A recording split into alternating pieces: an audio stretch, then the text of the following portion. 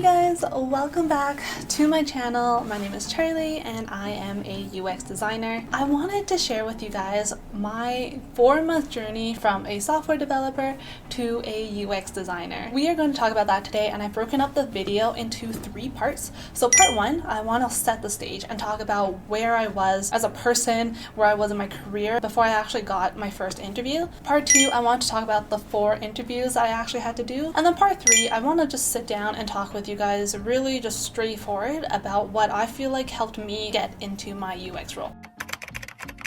It's 2018 and it's been about, I would say, like a year and a half between the time that I graduated from university with a computer science degree and I'm already working as a software developer. I've been doing it for like a pretty decent amount of time, like definitely enough to be used to it, and I would be what you consider a intermediate developer at my company. And at that time my schedule looked a little bit like this. I would work Monday to Friday in the office, then on Saturday I was a Taekwondo instructor, and Wednesday and Sunday I had some kind of volunteering meeting, like something online or an event that I had to go to, and on Thursday would be some kind of networking event that I go to. I used to do a networking event every single week. So yeah, I was pretty busy. I was running around a lot of different places. Honestly, I wish I vlogged back then because I was just much more fun and exciting. I know with all the things I said that I had in my schedule, nothing really screams designer or UX designer. So I'm gonna break it down a little bit. When I was in my software job, I had an amazing project manager, and he knew since the very beginning that I was just really into design, and design was something that I really wanted to do. And since we didn't have any designers at my software company, every time we had to do like a logo or an icon or like a website design or something, he'd let me do that. And it was really cool to get that kind of experience and actually have some apps that I've designed a logo for like actually out in the real world. Like people can download it right now. I'm not a graphic designer like at all, so like maybe I wasn't the most qualified to do that, but like I just really appreciate him giving me that chance to test out design and really just like encourage me to design as I wanted to. I have assistant instructed and like instructed martial arts since I was about 13. A story for another day. I thought my dream was actually to become a martial arts instructor and to open my own studio. I think it's like that educating and like facilitating a group setting that has really helped me, and like honestly has been one of the most helpful things and the best experiences that I've had for my career. And when it comes to volunteering, I was a content writer and I did infographics and banners and social media posts and website management. Anyways, back to volunteering. I had a manager and she was like graphic design person at a company, but she was actually going for an online certificate in user experience. I think like talking to her one time, the conversation that I had with her was I guess like the catalyst for me to start moving into finding this UX job that I really wanted. And she was also the one that told me you only need 1 case study in order to apply. You would think that after I heard something like that I would like go and make a case study, like I don't know, an average intelligence person, but for some reason I didn't. I did create a website though, so a website to show off all of my projects that I had as a developer. Just thinking back on it, I know like past me, I know I must have been like, well, I'm just gonna make this website and then like slowly like prepare and plan to create a case study. Like I don't know why I decided to do everything in hard mode. I could have definitely gone into UX faster if I just stopped thinking I needed to plan everything. I think it's actually called active procrastination, where you convince yourself that you're actually doing something productive, but honestly you're just procrastinating. Around that time, I was starting to feel very comfortable at my job. You kind of know how like everyone works and how projects work in the company, but it was around that time where my team lead said that, you know, he wanted to move on and do some other things, and that, you know, Charli, if you wanted to become a team lead for this team, then yeah, I would totally put your name out there. I did put your name out there. Like you would think that's a great thing, but like when I heard it, I was just so shocked. I could see my entire life like just flashing. That's so dramatic. I can see my entire career flashing before my eyes, and I didn't like it. I saw that, you know, if I get this job as a team lead in a software development team, I am never going to try being a designer. I know that's the case because the pay gap would be way too much like of a difference. One of my biggest motivations for my life is to take care of my parents. That has always been the goal. That has always been the end goal, to have my parents retire as soon as possible so they can just take things easy. And like, let me just like throw out some random numbers here. For example, if I was a team lead and I made like $100,000, but then a junior designer works and gets like a salary of $50,000, like that's $50K a year. And that can do a lot for your life, for the life of my parents, the life of my pets. I just couldn't imagine a scenario not wanting to absolutely fall into a hole if I had to say to my parents, I realized that I wanted to be a designer now, so I know I was a team lead and you guys are retired, but you're gonna have to go and get a job again because I can't support you. I would feel like an absolute failure, and I knew if I couldn't go for this design role now, then I am never going to, and I'm never gonna have a chance to do so. I just had my website, but I still decided to start applying. But it was so wishy-washy. Like, I have to be like straight with you guys. I was so scared the entire time that nothing is ever going to come up. So I still applied for like other roles as a software developer for like other companies. Because again, like I was really comfortable at my company and I kind of wanted to change things up, whether it would be a software position or it would be a design position. Which leads us to part 2 of my interview process. See, like normally when a company is interested in you and they feel like you have a lot of potential as a candidate, they would email you and be like, hey, we saw your resume, we feel like you'd be a great fit, let's set up a phone screening. And then you would like coordinate times and then you would finally sit down and talk with them. But I didn't get that at all. But yeah, I feel like it was a test. Like, did I know my stuff enough to just talk about it on the fly? But it was totally the wrong time for me. I had just finished a client meeting with like another client and they were off site, so I was not anywhere close to my office. It was lunchtime. I was just trying to walk back to the office so I can eat at my desk. They started to call me and then I had to find like a really quiet space in order to like do an actual interview. As nerve-wracking as it is to do an interview, it's so weird to do an interview with like other people around. But I told her exactly about what I told you guys. Like, I did Taekwondo, I taught here, I volunteered here, and she just kind of said, you know, you should really talk to our practice lead. Hey, so pausing here to clarify that this interview was originally for a software developer position. I had actually gotten no callbacks for a UX design position, which makes sense because I didn't have a portfolio. Okay, this is something my parents have always taught me. You never have to get ready if you're always ready. I was not ready, but like, I'm never gonna turn down this opportunity, right? Like, if an opportunity comes, you need to grab it. So I just said yes. Anything yes, I will take the time to figure it out. I don't care what it is. So she was like, okay, that's great.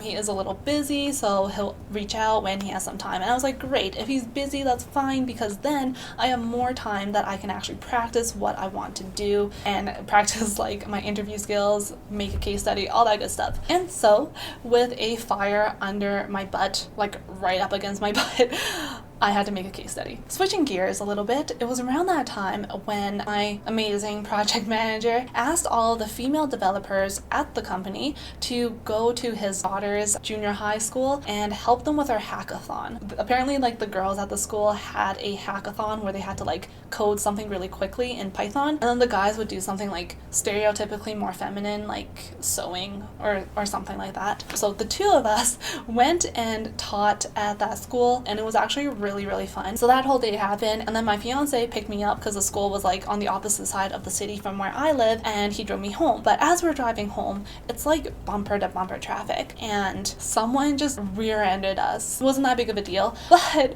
the next day I was in bed, and then like when I tried to get up, I literally fell over. I was like texting my parents on the ground. I'm like pretty much almost going to be in tears. It was so painful, and like something just really bad hurt my back from that rear-ending incident. It didn't mean that I had like 2 weeks where I was pretty much at home resting, and I used that time to really work on my case study for this eventual interview that I would be having. So the case study that I decided to make, I chose this bakery that my family, my boyfriend, like our friends really love. They didn't have a website, so I just decided to create a website for them. And I had never really created a case study before, so what I did was go online, and it's like not really rocket science what I did. I didn't do any anything like crazy or special. I just went to Google and I looked up UX case studies, and then I read through them, and then I just made like a bunch of notes about, oh, I like how they did this, I liked how they did that, maybe I should try out this research method and stuff like that. And I eventually like Frankenstein together a pretty decent case study. Then after I had finished the case study and my website was all ready,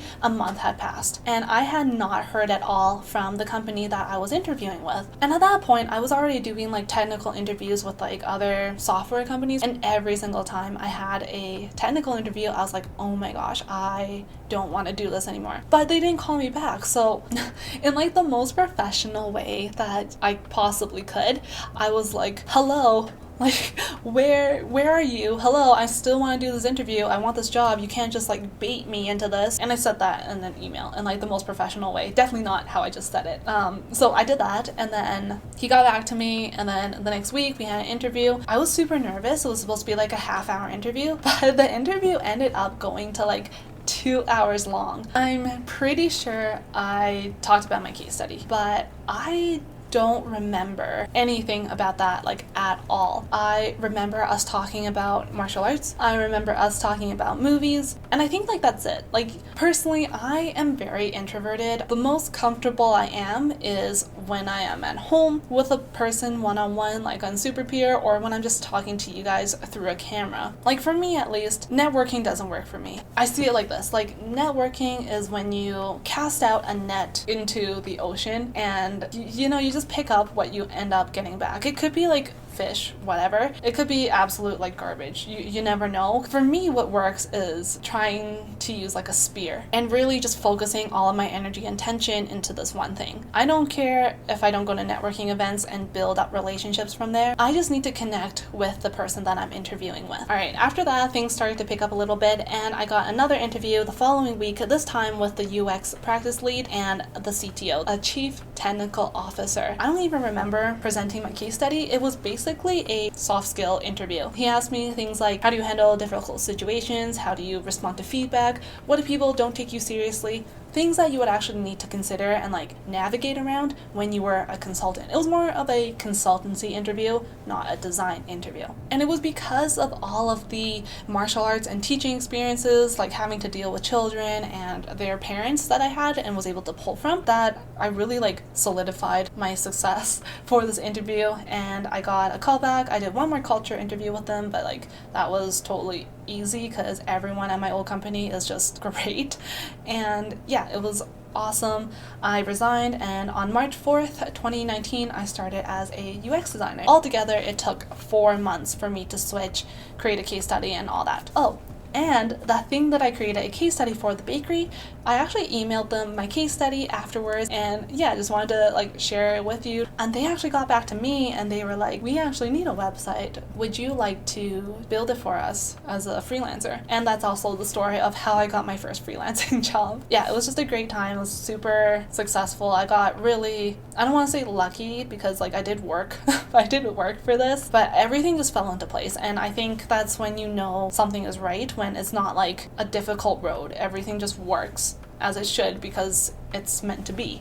So let's go in to part 3 finally on why I feel like I got this job. I've had about 2.5 years since then, and I think I like have a pretty good idea about what really made me successful. To kick off part 3, and I think this one is an obvious one, but I had a great project manager. I worked at a great company who had given me great work-life balance. I was able to do things that I wanted to do. I wasn't too tired or too stressed, and I'm so grateful for everything that they have taught me. The second thing I want to bring up is that I had friends with goals. Like, I don't know how else to say it, but like that is so awesome. In my company, there was another girl on the business side, and every 2 weeks we would meet together for coffee and then talk about some of the goals that we wanted to accomplish for our career. And every time those 2 weeks we would like have action items on things that we wanted to do before the next time that we met, and it kept me very accountable. It motivated me. Like, she gave me a lot of pep talks and a lot of advice, and you know, just someone to listen. And like, I don't know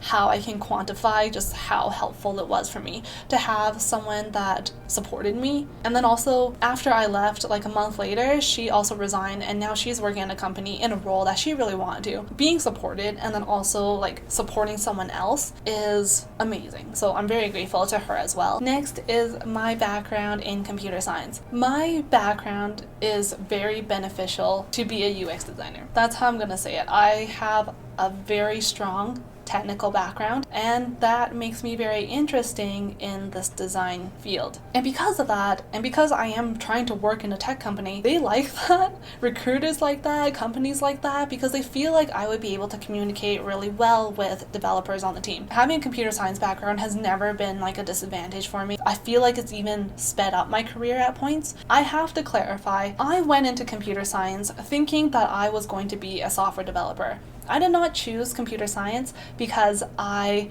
wanted to be a UX designer, but I was too scared, and I decided to go into computer science because I thought it was safer. I had no idea what UX was until after I graduated. So I get a lot of questions on this, and I honestly feel like I want to make another video on this one day. But if you already know that you want to be a UX designer, but you feel like you need to be safe and then try to go into a computer science degree, like why? Why are you so young and so full of potential going into your undergrad and already choosing your backup plan? Like, if you know you want to do design, just try design. Give yourself an honest shot at doing what you want to do. Because computer science is like another degree. It's not going to guarantee you anything. There's nothing too secure about it. If you suck, you suck. Like, I don't have any nicer way to say this. I know people in comp sci who were amazingly talented, and they had jobs lined up before they graduated. I also know people who didn't do so good in computer science and who didn't really try, and it took them like a year plus before they actually got a job. So like, just think about it. No degree is completely secure. No career path is secure. Like, if you know you want to be a UX designer and you aren't interested in computer science and programming, don't force yourself into at least 4 years of struggling through a degree you don't even really want and putting yourself into like thousands and thousands of dollars in debt because you feel like it's more secure. Like, it doesn't make sense. So finally, the one that I feel like was the most important thing that got me into a UX design job in 4 months, I had a good family and I had a great boyfriend. Well, I still have my boyfriend. And my family. It's honestly my relationships that I have that support me and are honestly just the best parts of my life. I didn't have a lot to worry about, to be honest. Back when I was a software developer, I was living at home. All of my bills were paid because I had parents, internet, utilities, they cooked me food, they helped me with laundry. My dad would drive me places, my fiance would drive me places. I was very well taken care of. So because my environment had so many things that I didn't have to worry about, I can like seriously just focus all of my attention into going into UX. I'm very thankful for the whole like environment they gave me in, because it really helped me get this job in like a really short amount of time. And that's kind of what I want to leave you guys off on. But if you want to transition into UX design, if you don't have a technical background or like an art background, if you have to work in a job, or if you have to study and you're still in school, or if you have to care for someone else in your family, if you have to think about rent and utilities and groceries and you don't have a car, so many things can add up to stress in your life. And trying to accomplish this huge career shift into UX design from like whatever you are in right now in 4 months by comparing yourself to me and like how my life was 2 years ago when I started, that's not fair. Like that's not fair to yourself. You're setting yourself up to be discouraged and disappointed when you really shouldn't be, because, and like I just spent like probably 20 minutes talking about it, but I had a lot of advantages going into this job. That's why I was able to do it in 4 months. But giving yourself unrealistic expectations about what you should accomplish on a timeline based on how you're comparing yourself with everyone else, like why would you try to hurt yourself like that? That brings us to the very end of my video. I'm sure I have like a lot of other stories I wanted to share with you guys someday in the future in this channel, but I really wanted to just get this one out there because I feel like I have kind of glossed over a lot of this stuff in my previous videos. Yeah, that brings us to the very end of the video. I promise I'll say that for the last time. Thank you guys so much for watching. Be sure to like, comment down below, whatever you want to. Subscribe to my channel, hit the bell, follow me on Instagram. But yeah, thank you guys so much for watching this video. Hope you guys have a great rest of your day, and I will see you in the next one. Bye!